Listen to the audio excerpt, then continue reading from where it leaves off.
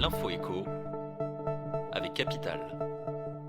Le coup de gueule du jour est poussé par la répression des fraudes à l'encontre de plusieurs grosses entreprises françaises. La Direction générale de la concurrence, de la consommation et de la répression des fraudes vient en effet de sanctionner plusieurs sociétés pour des retards de paiement envers leurs fournisseurs.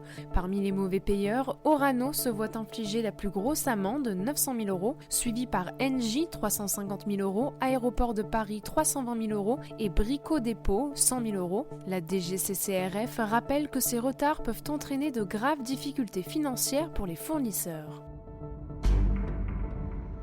Le chiffre du jour, 50%, c'est la décote maximale que vous pourriez obtenir sur chaque mètre carré acheté en sous-sol si vous investissez dans un souplex. Sorte de duplex inversé, ces appartements sont répartis entre rez-de-chaussée et sous-sol, offrant un espace atypique et vous permettant de gagner quelques mètres carrés de surface à moindre coût.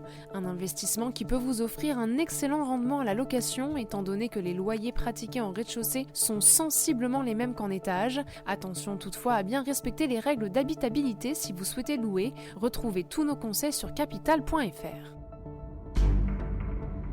L'info pratique Capital. D'après une étude récente de l'adresse, un tiers des assurés n'a pas fait valoir tous ses droits à la retraite alors qu'ils ont cotisé pendant leur vie active. Le manque à gagner est d'environ 40 € bruts par mois, révèlent les auteurs de l'étude Gabin Langevin et Henri Martin. Ces chiffres doivent vous inciter à la prudence si vous approchez l'âge de départ. Toucher une retraite n'est pas automatique, c'est à vous d'en faire la demande. Une démarche à répéter pour chacune des caisses où vous avez cotisé. Plusieurs cas de figure peuvent illustrer ce non-recours aux droits de retraite, comme l'évoque capital.fr. On termine avec la pollution à Paris. La mairie vient de dévoiler de nouvelles cartes qui permettent de voir où sont les endroits les plus pollués de la capitale. Elles sont accessibles depuis le site de la ville, paris.fr, et ont été établies à partir des données d'Airparif, l'organisme en charge de la surveillance de la qualité de l'air en Île-de-France. Elles donnent quasiment en temps réel les niveaux de pollution à l'ozone, au dioxyde d'azote et aux particules fines. L'utilisateur peut même zoomer sur les zones ou les rues qui l'intéressent.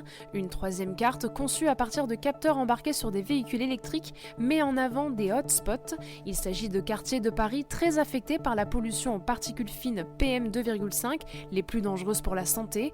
Parmi les quartiers les plus touchés, on note une grande partie du nord-est parisien. C'était l'info écho avec Capital.